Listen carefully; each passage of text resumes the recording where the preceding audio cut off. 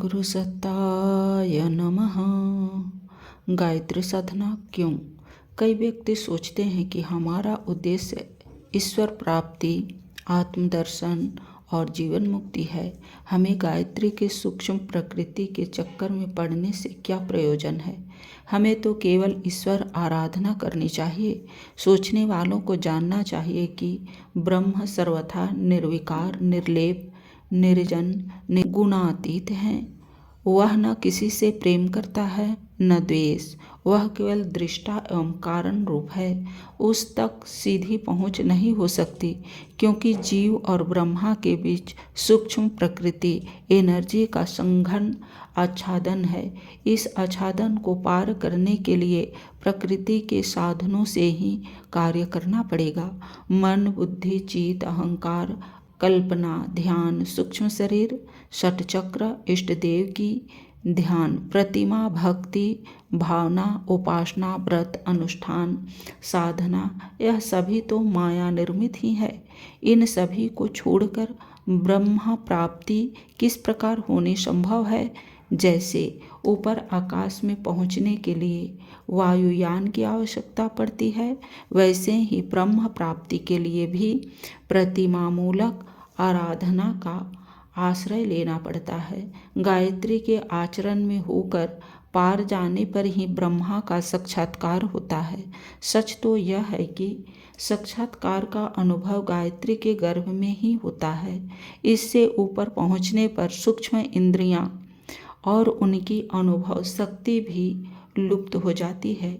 इसलिए मुक्ति और ईश्वर प्राप्ति चाहने वाले भी गायत्री मिश्रित ब्रह्म की, राधे श्याम, सीताराम, लक्ष्मी नारायण की ही उपासना करते हैं।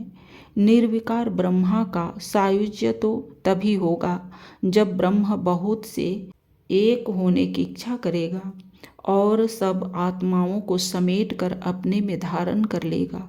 उससे पूर्व सब आत्माओं का स्वीकार ब्रह्मा में ही समीप्य, सारूप्य, सायुज्य आदि हो सकता है। इस प्रकार गायत्री मिश्रित स्वीकार ब्रह्मा ही हमारा उपास्य रह जाता है। उसकी प्राप्ति के साधन जो भी होंगे वे सभी सूक्ष्म प्रकृति गायत्री द्वारा ही होंगे। गायत्री वह दैवी शक्ति है जिससे संबंध स्थापित करके मनुष्य अपने जीवन विकसित के मार्ग में बड़ी सहायता प्राप्त कर सकता है। परमात्मा की अनेक शक्तियां हैं जिनके कार्य और गुण पृथक पृथक है। उन शक्तियों में गायत्री का स्थान बहुत ही महत्वपूर्ण है। यह मनुष्य को सद्बुद्धि की प्रेरणा देती है। गायत्री से आत्म संबंध स्थापित करने वाले मनुष्य में निरंतर एक ऐसी सूक्ष्म एवं चैतन्य विद्युत धारा संचरण करने वाली है जो प्रधानतः मन, बुद्धि, चित्त और अंतःकरण पर अपना प्रभाव डालती है। बौद्धिक क्षेत्र के अनेकों कुविचारों, असत संकल्पों, पतनोन्मुख दुर्गुणों का अंधकार गायत्री रूपी दिव्य प्रकाश के उदय होने से हटने लगता है।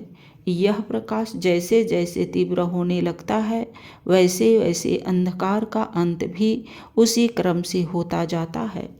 मनोभूमि को सुव्यवस्थित, स्वस्थ, सतोगुणी एवं संतुलित बनाने में गायत्री का चमत्कारी लाभ असंदिग्ध है। और यह भी स्पष्ट है कि जिसकी मनोभूमि जितने अंशों में सुविकसित है वह उसी अनुपात में सुखी रहेगा, क्योंकि विचारों से कार्य होते हैं और कार्यों के परिणाम सुख दुख के रूप में सामने आते हैं। जिसके विचार उत्तम है वह उत्तम कार्य करेगा। जिसके कार्य उत्तम होंगे उसके चरणों तले सुख शांति लौटती रहेगी। गायत्री उपासना द्वारा साधकों को बड़े बड़े लाभ प्राप्त होते हैं। हमारे परामर्श एवं पथ दर्शन में अब तक अनेकों व्यक्तियों ने गायत्री उपासना की है। उन्हें सांसारिक और आत्मिक जो आश्चर्यजनक लाभ हुए हैं हमने अपनी आँखों देखे हैं। इसका कारण यही है कि उन्हें दैवी वरदान के रूप में सद्बुद्धि प्राप्त होती है।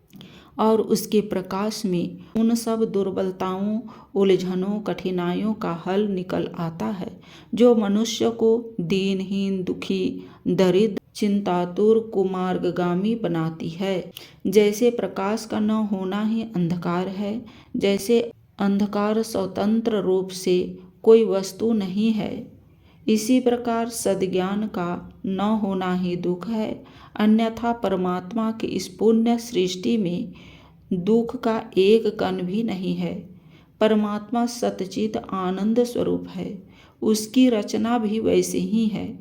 केवल मनुष्य अपनी आंतरिक दुर्बलता के कारण, सद्ज्ञान के अभाव के कारण दुखी रहता है। अन्यथा सूर दुर्लभ मानव शरीर स्वर्गादपि गरीयसी धरती माता पर दुख का कोई कारण नहीं।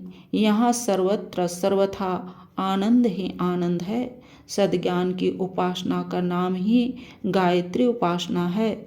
जो इस साधना के साधक हैं उन्हें आत्मिक एवं सांसारिक सुखों की कमी नहीं रहती, ऐसा हमारा सुनिश्चित विश्वास और दीर्घकालीन अनुभव है। वेद मूर्ति तपोनिष्ठ पंडित श्री राम शर्मा आचार्य। लाइक, सब्सक्राइब और शेयर करें। धन्यवाद। ओम शांति।